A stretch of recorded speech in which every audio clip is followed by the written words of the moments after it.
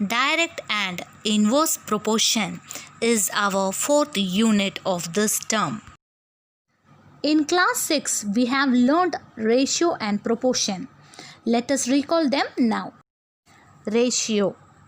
A ratio is a comparison of two values expressed as a quotient. Example, a class has 12 girls and 18 boys. The ratio of girls to boys is 12 by 18. This ratio can also be expressed as an equivalent fraction by cancelling 12 and 18 by 6th table, that is 2 by 3. Terms of a ratio. The two numbers in a ratio are called terms of the ratio. In a ratio, the first term is called the antecedent and the second the consequent. In the ratio 2:3, 2 is the antecedent and 3 is the consequent. Properties of ratio. When we compare two quantities, the following points must be taken case of. First one, a ratio is usually expressed in its simplest form. For example, 12 divided by 36. So when we cancel this, we get 1 divided by 3, that is 1:3, which is the simplest form of 12 by 36. For example, 200 gram is to 2 kg. So, gram and kg are given. So, here we can convert kg to g by 1 kg is equal to 1000 gram. So, we get 200 gram is to 2000 gram. So, it is simplified as 1 by 10. So, 1:10 is the required ratio. Third one, the order of the quantities of a ratio is very important. For example, 5:6 is different from 6:5. They are not equal. Proportion. A proportion is an equation with a ratio on each side. It is a statement that two ratios are equal. When two ratios are equal, then such type of equality of ratios is called proportion, and their terms are said to be in proportion. If two ratios are in proportion, that is A is to B as C is to D, then the product of the extremes is equal to the product of the means. This is called the proportionality law. We come across many situations in day-to-day life where we see a change in one quantity brings a change in the other quantity. Let us learn more about the concept of variation that helps us to handle situation efficiently. Now, let us consider such situations which we come across in everyday life. We consider the task of cleaning a school. 1. When more number of students are involved, the time taken to clean will be less. When less number of students are involved, the time taken to clean will be more. When the number of students are more, the work done will also be more. Students, in the first case, number of students is compared with the time taken. And in the second case, the number of students is compared with the amount of work. The quantities taken for comparison decides the type of variation. Now students, let us see some more situations to know more about the concept of variation. Situation 1. Manimala prepares vegetable soup for her family of 4 members. She uses 2 cups of vegetables, 600 ml of water, 1 teaspoon of salt and half teaspoon of pepper. Suddenly, her aunt and uncle join them. What would be the change in quantities of the ingredients to prepare soup for all the 6 members? Situation 2. In a military camp, there are 200 soldiers. Grocery for them are available for 40 days. If 50 more soldiers join them, how long will these grocery last? So, students, in the above two situations, a change in one quantity results in the corresponding change in other quantity. That is, in situation 1, more the number of members, more will be the quantity of items. In situation 2, the more number of soldiers in a group, the grocery needed will be more, and so it will last for less number of days. Situations when one quantity varies, that brings a change in other quantity in two ways. That is, 1. Both the quantities increase or decrease. 2. Increase in one quantity causes decrease in the other quantity, or vice versa. If such quantity, now let us see in detail what is direct proportion. For example, if the cost of one shirt is rupees 500, then the price of 3 shirts will be 1500. The price of the shirts increases as the number of shirts increases. Proceeding the same way, we can find the cost of any number of such shirts. When observing this situation, two quantities, namely the number of shirts and their prices, are related to each other. When the number of shirts increases, the price also increases in such a way that their ratio remains constant. From the table, we can observe that when the values of x increases, the corresponding values of y also increases in such way that the ratio x by y in each case has the same value, which is a constant, say k. If two quantities increase or decrease simultaneously, then this category of proportion falls under direct proportion. When x and y are in direct proportion, we can write x1 by y1 is equal to x2 by y2, where y1, y2 are values of y corresponding to the values x1, x2 of x. The situations or in direct proportions are number of bags of any item and its cost. Second one, monthly average expenditure and family members. Number of sheets and their weights. Size of a microchip in a design and its actual size. Height of a pole and its shadow. Cost of a cloth of a particular quality and its cost. Let us see some more examples for direct proportion. Here, when the radius of circle increases, the area of the circle also increases.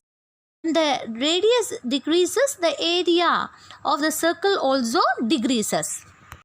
When the speed of vehicle increases, the distance covered by the vehicle also increases. When speed decreases, the distance covered by the vehicle also decreases. Consider a train moving at a constant 30 miles per hour. After 1 hour, the train has travelled 30 miles. After 2 hours, the train has travelled 60 miles, and so on. We can construct a chart and graph this relation. As time increases, the distance increases. So, this is an example for direct variation. Students, now are you understand clearly about direct proportion? Now, let us do the example problem. Most of these problems are real life situations that we encounter day to day. So, you must imagine the situations and addresses the problem approximately. Example 4.1.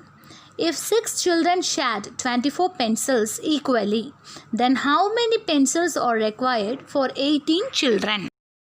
Here, in this situation, if the number of children increases, then eventually the number of pencils required for the new number of children will also increases. If two quantities increases or decrease simultaneously, what type of proportion does this category falls in? Yes, this category proportion falls under direct proportion. Write down, let x be the number of pencils required for 18 children. So, which is we have to find. As the number of children increases, the number of pencils also increases. Hence, the situation is in direct variation, direct proportion. That is, first we have to form a table or column. So, for the quantities given, That is, here the two quantities are number of children and number of pencils. Let it be X and Y. So here the number of children, in the first case 6 students shared 24 pencils. So number of children is 6 and number of pencils is 24. And here the number of children 18. And here we have to find the number of pencils required for 18 children. So number of pencils, let it be X. Hence, we found the quantities which are to be compared. They are number of children and number of pencils. Then we formed a tabular column and completed the table by the given known values of quantities. Now let us find the unknown value. In the case of direct proportion, we take x1 by y1 is equal to x2 by y2. So by using this condition, x1 by y1 is equal to x2 by y2, we are going to find the unknown value. Okay.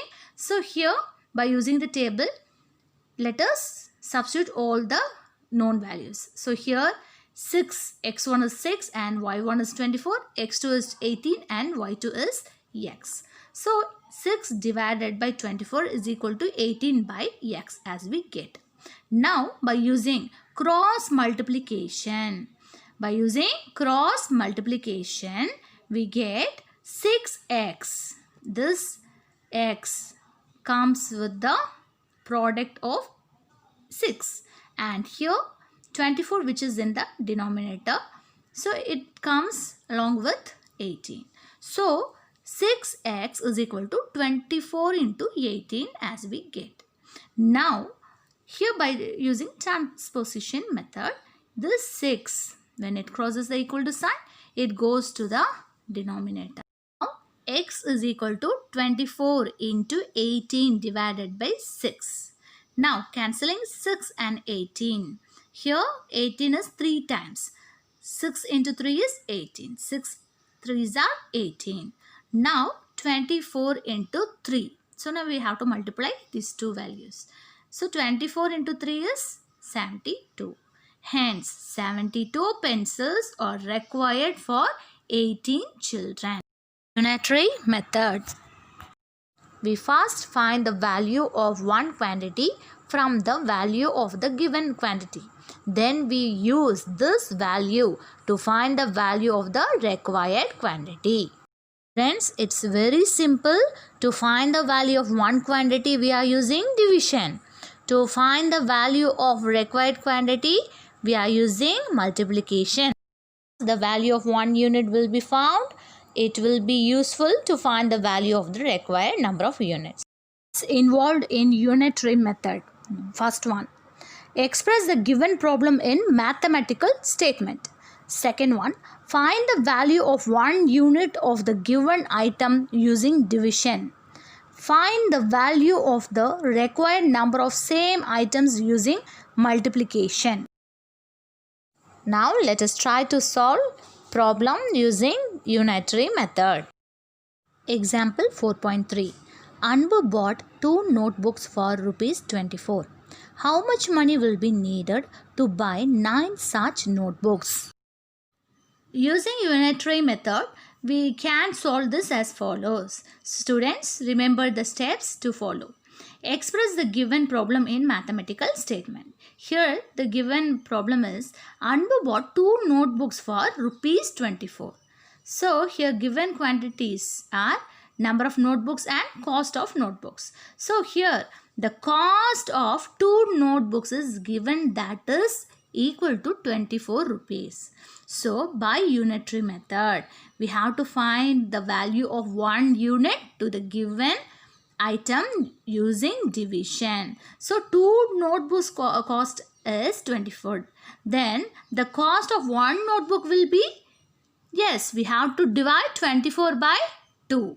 So that is, when we cancel 24 and 2, we get 12. So the cost of one notebook is 12. So it is easy to find the further value, that is the cost of 9 notebooks. So to find the value of required number of the same items using multiplication. So here the cost of 9 notebooks is equal to 9 into 12.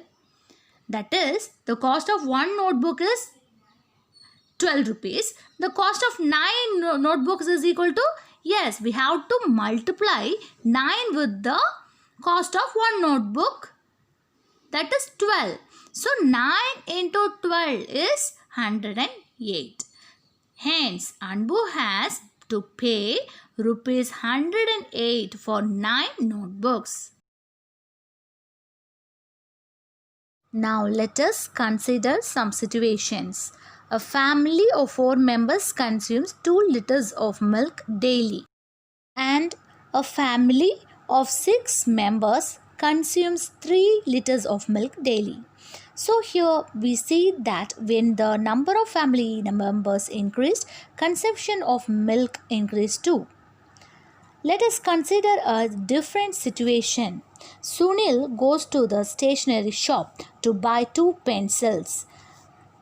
2 pencils cost rupees 4. Next week, Sunil goes to the stationery shop to buy 6 pencils. The 6 pencils cost him rupees 12. In the first situation, when the number of family members increase, the consumption of milk increases. In the second situation, number of pencils bought or increases, then the total cost of pencils increases. These are the different situations which we have come across in our day-to-day life. We saw in all the above situations that the changes in one quantity results in the changes in other quantity also. So we can say that if the values of 2 quantities are related in such a way that changes in one results in a corresponding change in the other, the 2 quantities are said to be in a variation. So if 2 quantities increases or decreases simultaneously, then this category of proportion falls under direct proportion. Dear students, let us see one more example situation. Kala prepares 20 chapatis for her family of 4 people. So she can conserve 5 chapatis to each members. The next day some relatives visited a home. So she decided to serve dinner to them. There are 5 relations in total. She started preparing chapatis. This situation, number of members increases, number of chapatis increases, which is in direct proportion. Now students, before doing the exercise problems, let us recall once again what's the definition of direct proportion. 2 quantities x and y are said to be in direct proportion if they increase or decrease together in such a manner that the ratio of their corresponding value remains constant. That is, if x by y is equal to k, then x and y are said to vary directly.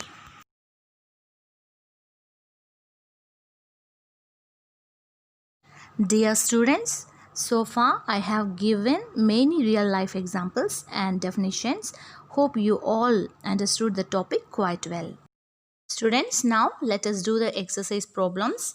Here you must imagine the situations and addresses the problem approximately. Students, the first problem is exercise 4.1 first problem. A dozen bananas costs rupees 20. What is the price of 48 bananas? So here, as a first step, study the problem clearly and then find out the quantities which we are going to compare. Here, a dozen it means 12 bananas.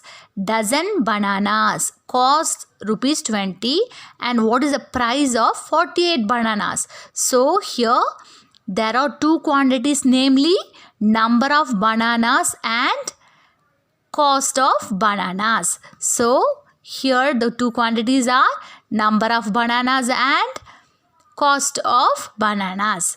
And then check whether the problem is in direct proportion or indirect proportion.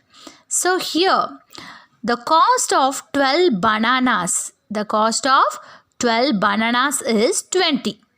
What would be the cost of 48 bananas?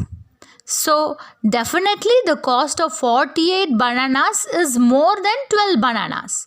So what would be the proportion? Yes, it is in the direct proportion.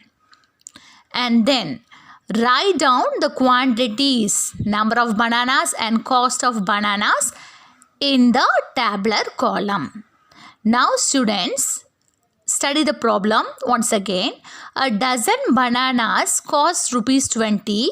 What is the price of 48 bananas? So here we have to find the price for 48 bananas.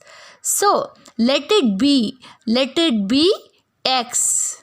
X be the unknown value of price for 48 bananas. So write down, let the required price be X, which we are going to find. As the number of bananas increases, price also increases. So it is a direct proportion, that is the number of bananas and the cost are in the direct proportion. Now number of bananas, let it be X, and cost in rupees, let it be Y. Now number of bananas, 12 dozen bananas, that is 12 bananas. So here 1 dozen, it means 12 bananas, and the cost of 12 bananas is 20. Okay, and then for 48 bananas, what would be the price? Okay, so we taken it as X. Write down X. Now the values of X, X1, and here X2, and here the values of Y be Y1 and Y2. Okay, so in the case of direct proportion, we know that the equation is X1 by Y1 is equal to X2 by Y2. And in the next step, we are going to substitute all the values here to find the unknown value X. Students, X1 is 12, X2 is 48, Y1 is 20 and Y2 is X. So substituting all the values in the equation, X1 by Y1 is equal to X2 by Y2. Now that is, we get X1 is 12 by 20 is equal to X2 is 48 by X. So now by cross multiplication, we get 12x is equal to 48 into 20, and then we need the value of x. Okay, so when 12 it crosses the equal to sign, it comes to the denominator. So 48 into 20, the whole divided by 12.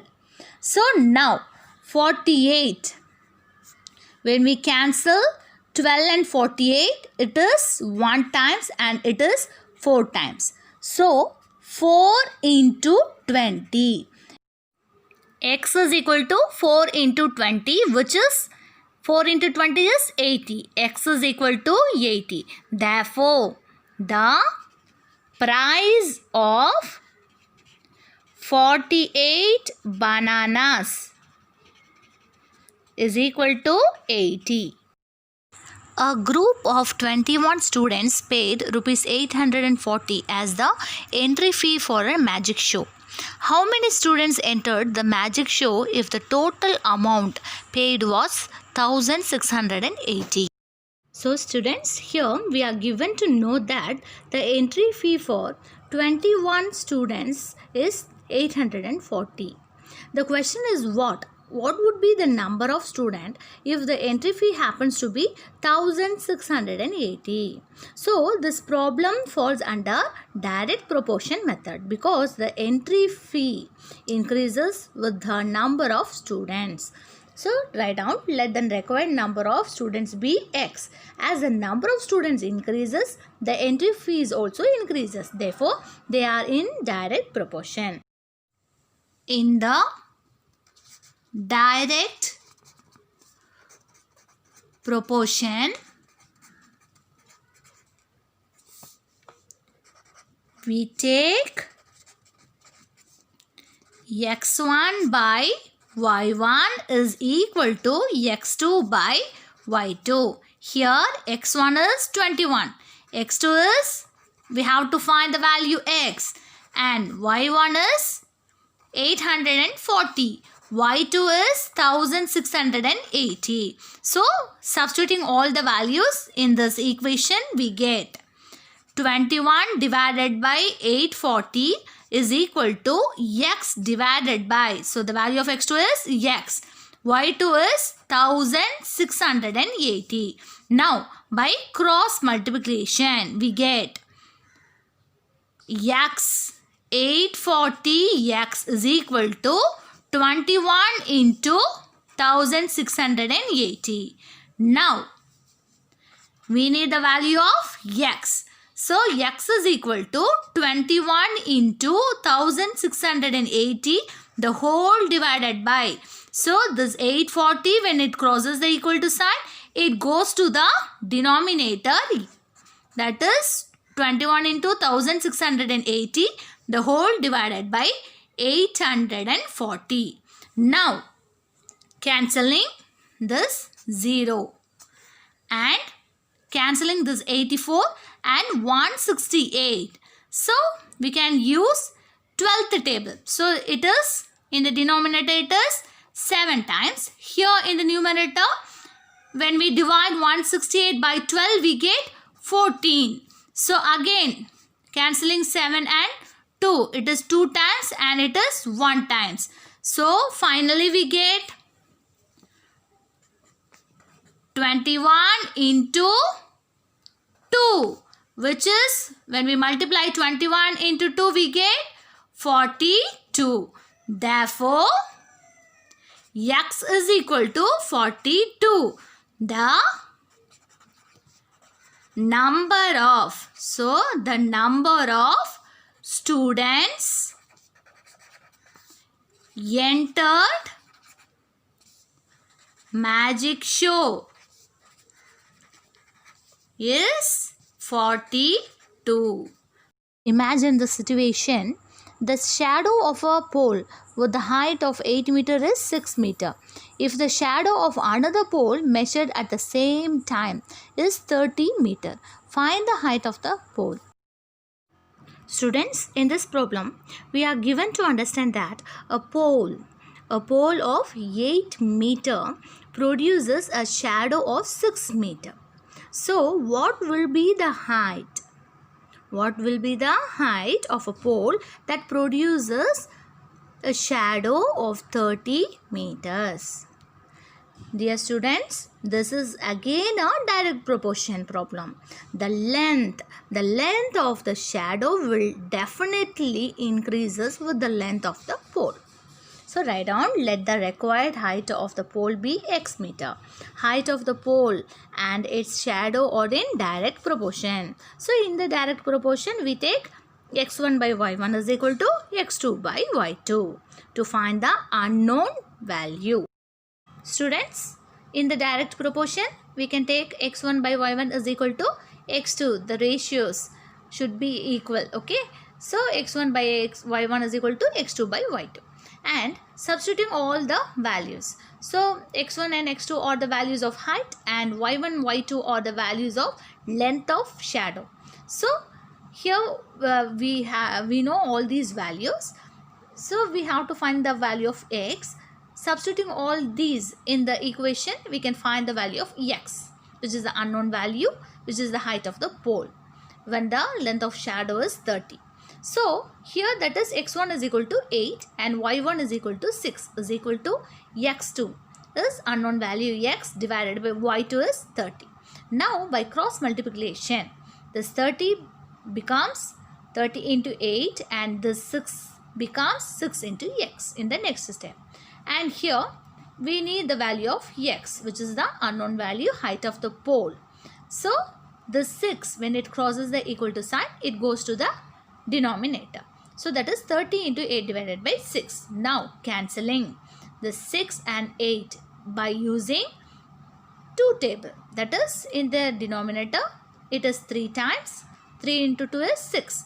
And here in the numerator, when cancel this 8 by 2 is 4.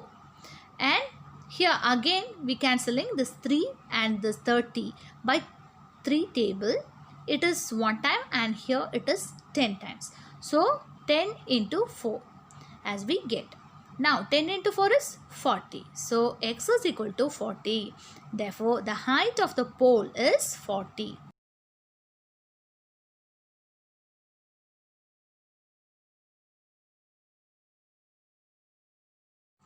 Here students, the weight of 72 books is given, that is 9 kg. What is the weight of 40 such books? So using unitary method we have to find the weight of 40 books. Okay, it is clear? That is using unitary method. So what is unitary method? First, the value of 1 unit will be found. It will be useful to find the value of the required number of units. So the same thing here we have to use. That is, first we have to find for one book the weight for one book, and then it will be helpful to find the value of required number of books, that is 40 books. Okay, so let us do the problem. Now weight of 72 books is given, that is 9 kg. So for the cancelling process, for our convenience of cancelling, we can convert this kg as gram. That is, we know that 1 kg is equal to 1000 grams. So 9 kg will be 9000 grams. So we can convert this kg to gram. That is, weight of 72 books is equal to 9000 grams. So for the convenience of cancelling, we convert kg to gram. Okay. Now we have to find for one book. So weight of 72 books is 9000 grams. For one book, yes, we have to divide 9000 by 72. That is, weight of one book is equal to 9000 divided by 72. Students, now weight of one book is equal to 9000 divided by 72. So by cancelling 9000 and 72 by using 9th table, we get in the numerator it is 1000 times and in the denominator it is 8 times. 8 9s are 72. So again 1008. So by using 8th table, when we cancel 1008, we get, here it is 1 times in the denominator and in the numerator it is 125 times. So weight of one book is 125 gram. So weight of one book is 125 gram. So our aim is to find for 40 books. So for one book the weight is 125. So for 40 books, yes, we have to multiply 40 with the 125 with the value of weight of one book, that is 125. So thus we get 125 into 40 is 5000 gram, which is equal to 5 kilogram. That is 1 kg is equal to 1000 gram. So 5000 gram is equal to 5 kg.